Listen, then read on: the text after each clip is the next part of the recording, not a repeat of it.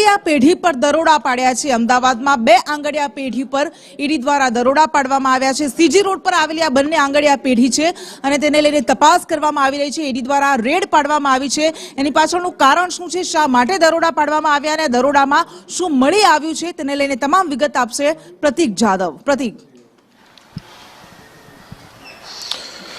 Krishna, ED દ્વારા અમદાવાદના આંગડિયા પેઢી ઉપર દરોડાની કાર્યવાહી કરવામાં આવી રહી છે। તાજેતરની જ આ ઘટના છે અને હાલ ઈડીના જે અધિકારીઓ છે તે આ 2 આંગડિયા પેઢી કે જે મેસર્સ હસમુખ કુમાર કાંતિલાલ એન્ડ કુ અને અન્ય વધુ એક આંગડિયા પેઢી છે, આ બંને આંગડિયા પેઢી ઉપર તેમના દ્વારા દરોડાની કામગીરી કરવામાં આવી રહી છે। વિષ્ણુ કાંતિલાલ કુ, આ બંને આંગડિયા પેઢી છે તેના ઉપર દરોડાની કામગીરી કરવામાં આવી છે અને આ બંને જે આંગડિયાની પેઢી છે તેમનું ખૂબ મોટું કામ ન માત્ર ગુજરાત પરંતુ સમગ્ર ભારતભરમાં છે અને આ જ કારણથી ઈડીના લગભગ 15થી વધુ અધિકારીઓ દ્વારા આ બંને આંગડિયા પેઢી ઉપર હાલ દરોડાની કામગીરી કરવામાં આવી રહી છે અને આ જે બંને આંગડિયા છે તે ખૂબ જ જૂના આંગડિયા છે અને તેમના ઉપર દરોડાની કામગીરી હાલ ચાલુ છે।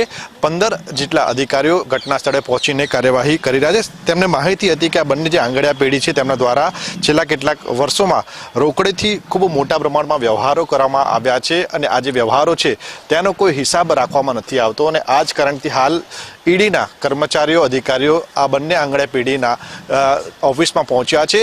મહત્વનું છે કે દરોડા દરમિયાન દરોડા જેવા તરત 12 વાગ્યાના આસપાસ દરોડાની કામગીરી શરૂ કરવામાં આવી હતી। દરોડાની સાથે જ તમામ જે આંગડિયા પેઢી છે તેમના શટલ પડી ગયા હતા કારણ કે તેમને પણ ડર હતો કે તેમના ત્યાં આ દરોડાની કામગીરી હાથ ધરવામાં આવશે અને આ જ કારણથી અન્ય જે આંગડિયાના શટલ હતા, દુકાનો હતી તે બંધ થઈ ગઈ હતી, પરંતુ હાલ આ બંને આંગડિયા પેઢીના ત્યાં દરોડાની કામગીરી યથાવત છે અને અધિકારીઓ આ બંને આંગડિયા પેઢીમાં સર્ચ ઓપરેશન ચલાવી રહ્યા છે।